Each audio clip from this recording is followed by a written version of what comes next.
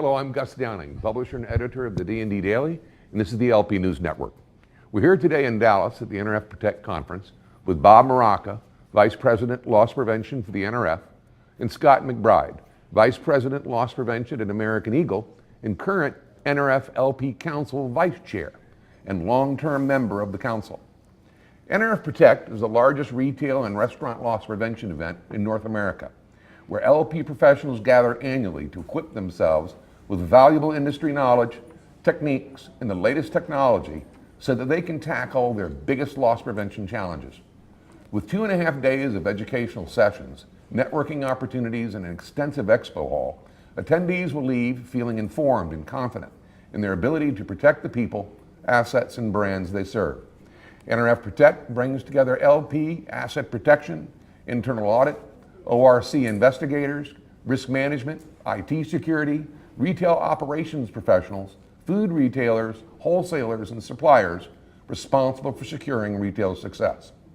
With more than 2,500 retailers, restaurants, and law enforcement professionals, real estate managers, security personnel, and solution providers attending each year.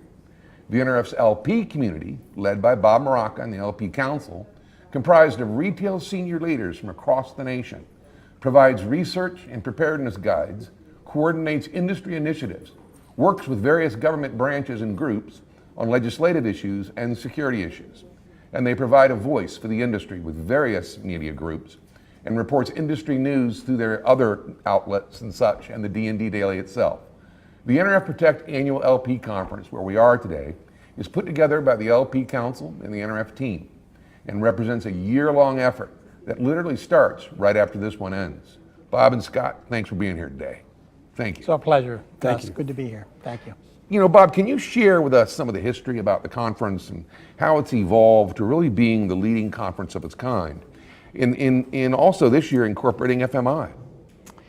Yes, you're right, Gus. You know, we rebranded this show now 4 years ago. And believe it or not, we've had 10,000 attendees over the last 4 years since we rebranded. And each year we're getting an increase in retail LP professionals. So everyone likes what they see. We're growing a little bit each year, almost like retailers would, a couple of % a year. And this year, you brought up a really good point. We teamed with the Food Marketing Institute, FMI, who used to have their own show every year, and we co-located. We've got a 3-year kind of contract to work with them. So this year, for the first time, you're able to find more food-centric retail folks on the showroom floor as solution providers, but also some of the sessions are a little more food-centric. Just this morning, we had Rod Wheeler. He's a DC detective. You see him on Fox News, always talking about different issues. But he has, one of his specialties is, I don't know how to say it, the toxicity of food, food poisoning by perhaps a terrorist group of some sort. So the tainting of the food supply.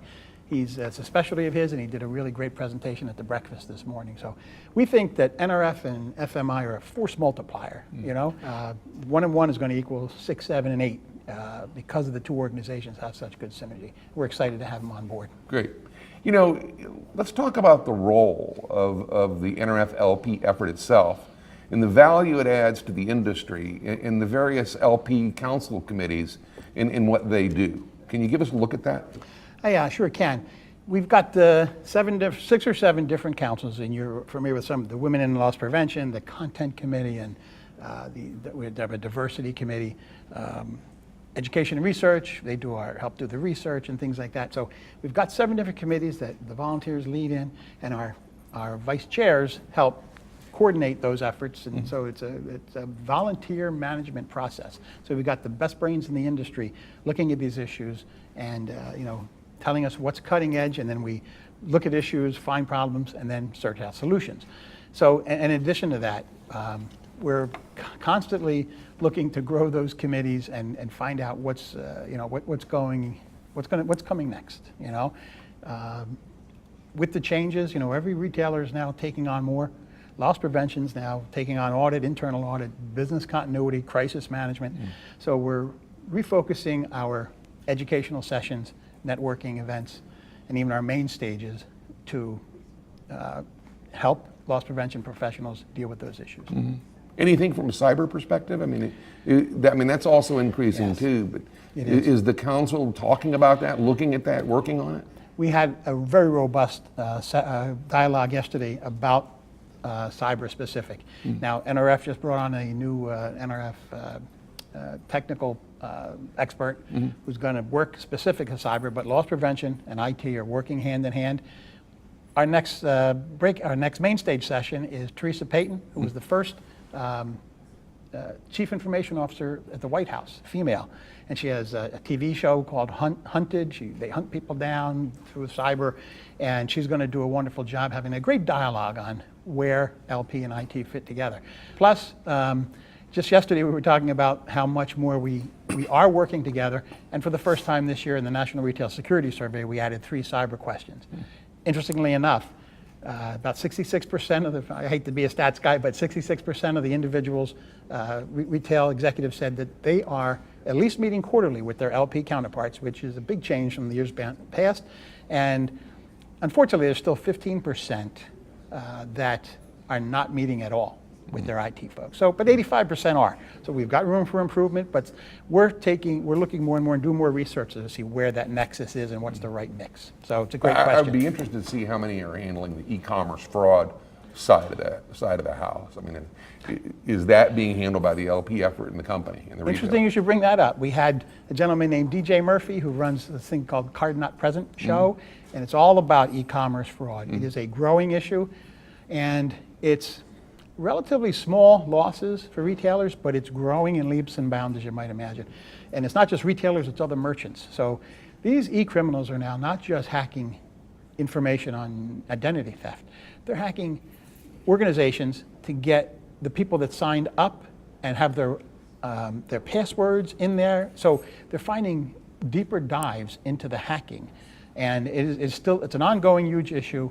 And they do a show each year. Matter of fact, Dan Fackey and I, the chair of the council, went to an event just a few weeks ago to look at where that nexus is with that piece of the industry. Because we know, as you're bringing up, e-commerce fraud and then that cyber piece, it's kind of a shared IT is going to be a bigger issue in the future. Well, and it's growing with the incremental sales increase as well, so, and the rollout of EMV and such. Absolutely. Because that really worked, but you are seeing that shift internationally, actually. Correct. So, and I'm aware of the Card Not Present group and saw that you were attending, so it's great to see you and Dan attending there. What's out, we're always asking our council, what's cutting edge, what's next? And this is an issue we see on the horizon. So we're trying to come up with solutions and where we can work with other partnerships to get our arms around that issue. Right. The NRF provides a number of LP-specific research studies and preparedness guides. Can you walk us through those and give us a feel for their impact and any plans to expand that? I sure can. Yeah, we've got the guides out there for crowd control during the holidays and things like that, as well as active shooter guides. We're just in the process of upgrading them to meet some of the changes in now the federal and DHS programs. But then we do the National Retail Security Survey that you're aware of. We just released that, and there's some really interesting changes we've seen this year. The organized retail crime component. We just partnered with CLEAR, the Coalition for Law Enforcement folks, and we're going to do a little more with them. They're the really only national, investigative ORC retail investigators network that's out there. So we're doing some interesting things with them, and then we do as needed.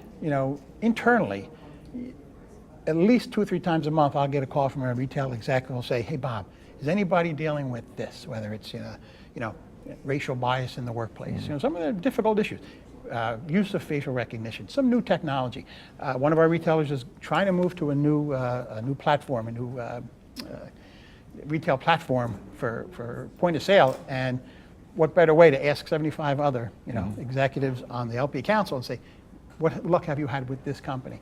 So there's a lot of that internal networking where we'll send out just a quick questionnaire, a quick survey monkey to get feedback.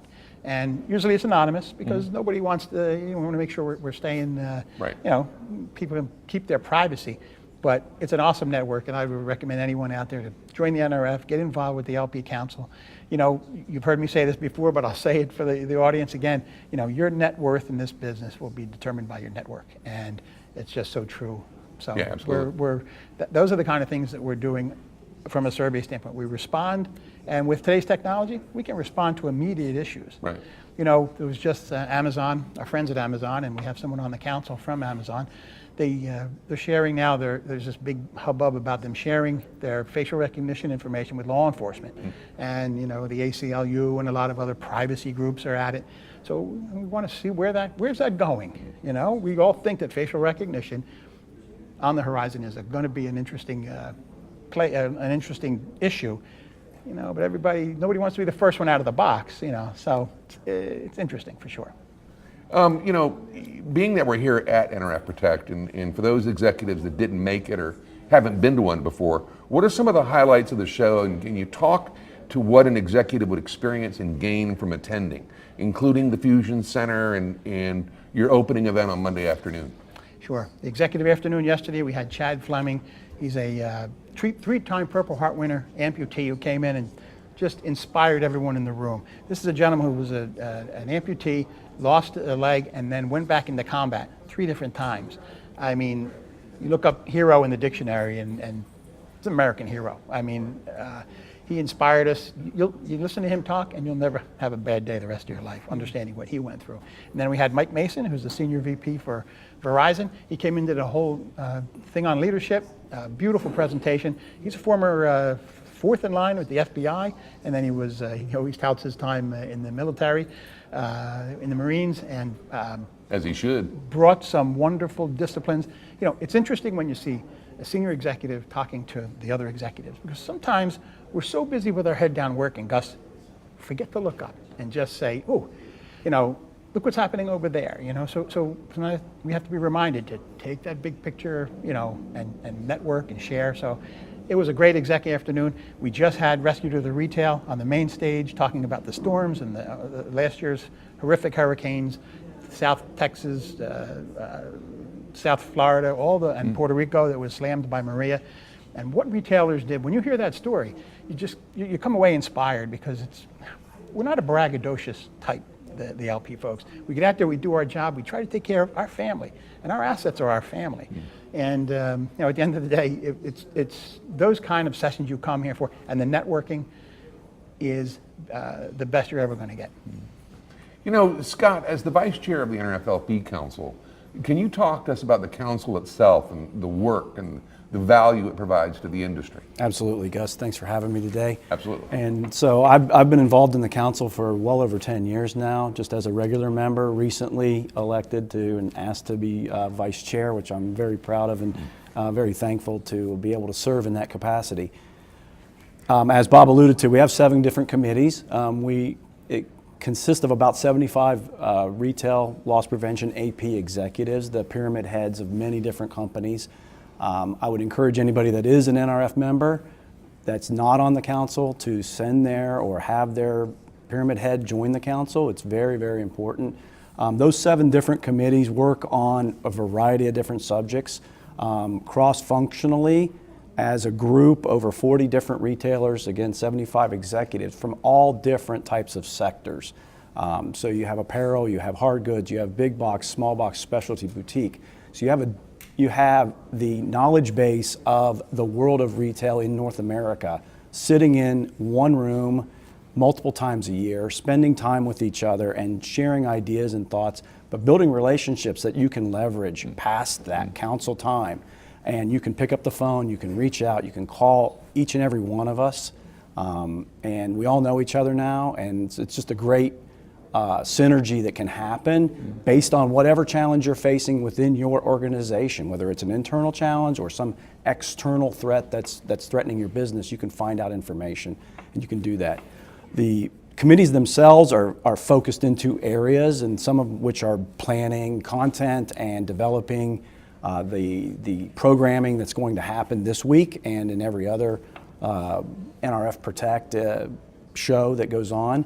But others are more specific. Some are in legislative and working on the Hill and representing the body of LP professionals and LP departments throughout the whole NRF membership, and taking the time to put forth that effort. Volunteer positions, of course, it's on your time. but it's worthwhile work when it helps your company and every other company and the industry in general move forward. And that's really what we're trying to do, is just move the industry forward, move our companies forward in retail, but also move the LP profession, elevate it, and expand our visibility and our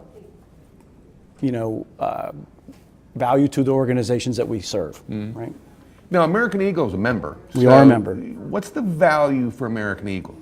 So as a corporation, outside of just LP and myself being a participant, we have multiple other disciplines within our organization that tap into all of the different aspects of the NRF and the different councils and committees and working groups, that everything from IT to HR to LP and security and the vast other areas that the NRF has as communities out there. So the value we have is we are connected to the industry, and we're connected to the bloodline of every other retail organization that's a member of the NRF, and we get that voice in Congress, in the Hill, right, in the public, to be able to leverage all of that experience that comes with the membership. Yeah, absolutely. You know, you've been involved with the NRF for years, as you indicated, and you're one of the industry leaders. Can you talk of the need for the loss prevention and asset protection executives to get involved and engage with the NRF and help develop and represent the industry from an association perspective and to attend this conference? Yeah, absolutely.